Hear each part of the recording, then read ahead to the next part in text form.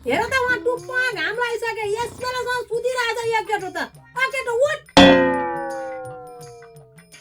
होइन के भयो यति बिहान 9 बजे उठाउने के भयो लिनुस् कुचो बढार्नुस् यो पुरै राम्रो कुना कम्तेर सबै हेरेर बढार्नुस् ए अब मैले यो कुचो लिएर बढार्नु पर्यो होइन त धेरै नाटक नगर यो कुचो समातेर पुरुक्क बढा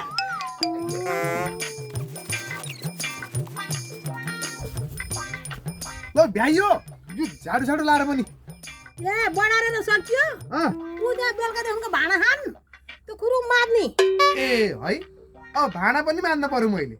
म राजा जस्तो मान्छेले भाँडा मान्नु ए भइस राजा कुरकुरु मार् भाँडा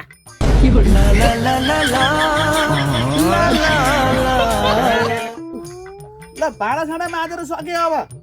भयो नि नबनाइ बाना कुरकुरु बनाइ खाना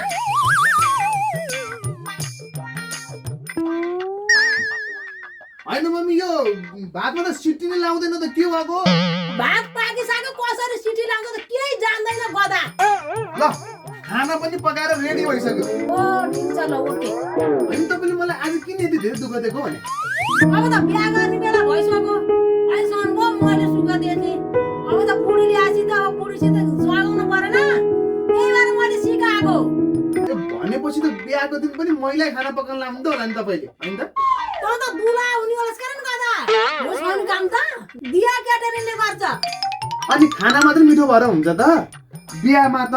टक्क डेकोरेसन हुन्छ रङ्गीचङ्गी हुन्छ फुलहरू हुन्छ कति रमाइलो हुन्छ त्यो सबै गर्छ त दिया टेन्ट एन्ड क्याटरिङले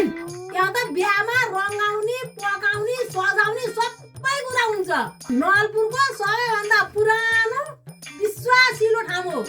त्यही माथि कुमार लामखाने भएपछि हामीलाई के को चिन्ता ल त्यसो भए मेरो बिहा चाहिँ दिया टेन्ट एन्ड क्याटरिङबाट गर्ने पक्का भयो होइन त ल तपाईँहरू पनि आफ्नो घर वरपर कसैको बिहा छ परिवारको पनि बिहा छ भने चाहिँ सम्झनु होला दिया टेन्ट एन्ड क्याटरिङ हाम्रो कुमार दाइ भएपछि सब कुरा ढुक्क